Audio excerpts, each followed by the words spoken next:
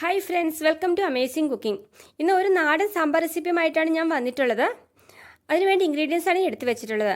പക്ഷേ അതിന് മുമ്പായിട്ട് നിങ്ങൾ ആദ്യമായിട്ടാണ് എൻ്റെ ചാനൽ കാണുന്നതെങ്കിൽ സബ്സ്ക്രൈബ് ചെയ്യാൻ മറക്കരുത്. അപ്പോൾ സാമ്പാർ ഉണ്ടാക്കുന്ന വിധം: അതിനുവേണ്ടി 1 കപ്പ് തുവരപ്പരിപ്പാണ് ഞാൻ എടുത്തു വെച്ചിട്ടുള്ളത്. പിന്നെ വേണ്ടത് കുറച്ച് ചെറിയ ഉള്ളി, ഒരു സവോള, 2 പച്ചമുളക് കീറിയത്, ഒരു ഉരുളക്കിഴങ്ങ്, തക്കാളി, വെണ്ടയ്ക്ക, മുരിങ്ങയ്ക്ക. ഇത് മാത്രമല്ല, നമ്മുടെ വീട്ടിൽ അവൈലബിളായ ഏത് പച്ചക്കറി വേണമെങ്കിലും നമുക്ക് സാമ്പാറിൻ്റെ കൂടെ ചേർക്കാം, പ്രോബ്ലം ഇല്ല. അപ്പോൾ എങ്ങനെയാണ് ഇത് ഉണ്ടാക്കുന്നതെന്ന് നോക്കാം. സാമ്പാർ ഉണ്ടാക്കാൻ ആവശ്യമായ മസാലകൾ: 2 ടീസ്പൂൺ സാമ്പാർ പൊടി, 1 ടീസ്പൂൺ മുളക് പൊടി, കുറച്ച് കായം, പിന്നെ ശർക്കര 1 ടീസ്പൂൺ, വെളിച്ചെണ്ണ, പുളി ഞാൻ വെള്ളത്തിലിട്ട് വെച്ചിട്ടുണ്ട്. ഇത് നമുക്ക് പിഴിഞ്ഞെടുക്കണം.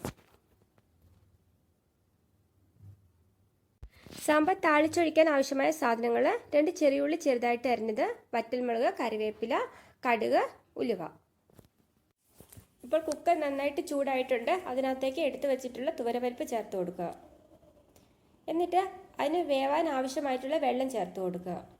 കുറച്ച് അധികം വെള്ളം തന്നെ ചേർത്ത് കൊടുക്കണം, കാരണം ഇതിൻ്റെ കൂടെ നമ്മൾ കഷ്ണങ്ങൾ കൂടെ വേവിക്കാനുള്ളതാണ്.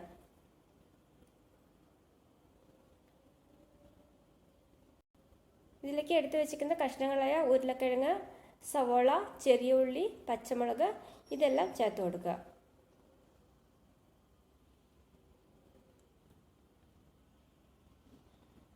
ആവശ്യമായ ഉപ്പ് നമുക്ക് ഈ സമയത്ത് തന്നെ ചേർത്ത് കൊടുക്കാം. ഇനി കുക്കർ അടച്ച് വെച്ചിട്ട് മീഡിയം ഫ്ലെയിമിൽ 2 വിസിൽ വരണം.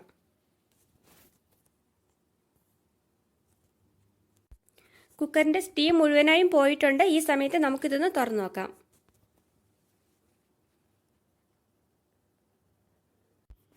ഇപ്പോൾ ഞാൻ അടുപ്പത്തൊരു പാൻ വെച്ചിട്ടുണ്ട്. പാൻ നന്നായിട്ട് ചൂടായിട്ട് വരുമ്പോൾ എടുത്തു വെച്ചിരിക്കുന്ന വെളിച്ചെണ്ണ ചേർത്ത് കൊടുക്കണം. എണ്ണ ചൂടായിട്ട് വരുമ്പോൾ നമ്മൾ എടുത്തു വെച്ചിരിക്കുന്ന മസാലകൾ ഓരോന്നായിട്ട് ചേർത്ത് കൊടുക്കുക. ഞാനിവിടെ സാമ്പാർ പൗഡർ, മുളക് പൊടിയും കായുമാണ് എടുത്തു വെച്ചിട്ടുള്ളത്. 3ഉം ചേർത്തിട്ട് നന്നായിട്ട് മിക്സ് ചെയ്ത് കൊടുക്കുക. എന്നിട്ട് ഈ പൊടികൾ നന്നായിട്ട് ഇളക്കണം. ആ പൊടികളുടെ പച്ച ടേസ്റ്റ് ഒന്ന് മാറുന്നവരെ നന്നായിട്ട് ഇളക്കി കൊടുത്തുകൊണ്ടിരിക്കുക. ഈ സമയത്ത് ഗ്യാസ് ലോ ഫ്ലെയിമിലായിരിക്കണം, അല്ലെങ്കിൽ പെട്ടെന്ന് തന്നെ എല്ലാം കൂടെ കരിഞ്ഞു പോകാനുള്ള സാധ്യതയുണ്ട്.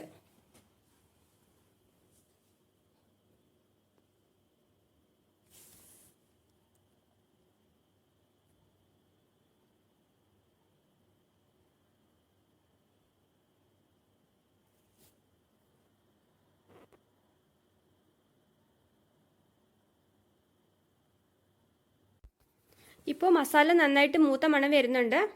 ഇതിനകത്തേക്ക് നമ്മൾ എടുത്തു വെച്ച കഷ്ണങ്ങളായ വെണ്ടയ്ക്കായ, തക്കാളി, മുരിങ്ങക്ക ഇതെല്ലാം ചേർത്ത് കൊടുക്കുക. നന്നായിട്ട് ഇളക്കി കൊടുക്കുക.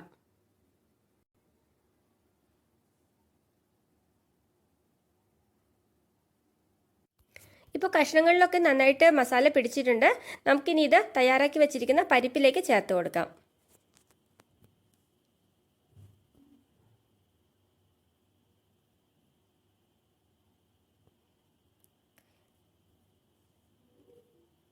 നന്നായിട്ട് മിക്സ് ചെയ്ത് കൊടുക്കുക. ഒരു 10 മിനിറ്റ് സമയം വേണം ഈ വെണ്ടയ്ക്കയും തക്കാളിയും മുരിങ്ങക്കായും കൂടെ ഒന്ന് വെന്ത് വരണമെങ്കിൽ.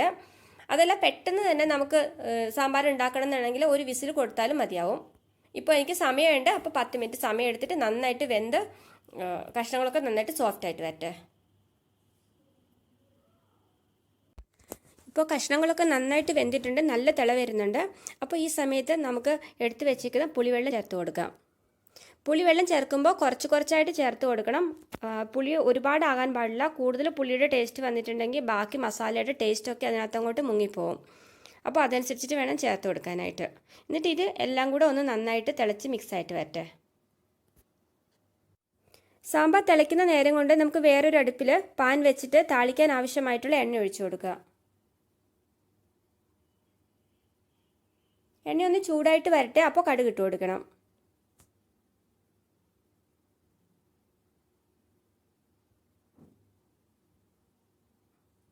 കടുകൊന്ന് പൊട്ടാൻ തുടങ്ങുമ്പോഴേക്ക് ഉലുവ ചേർത്ത് കൊടുക്കാം.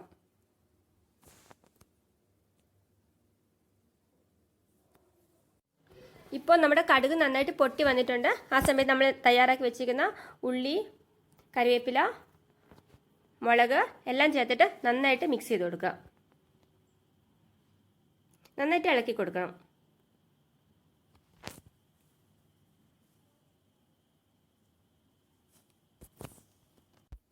ഇപ്പോൾ സാമ്പാർ നന്നായി തിളച്ച് വന്നിട്ടുണ്ട്. നമുക്കിതിനകത്തേക്ക് താളിച്ചൊഴിക്കാം.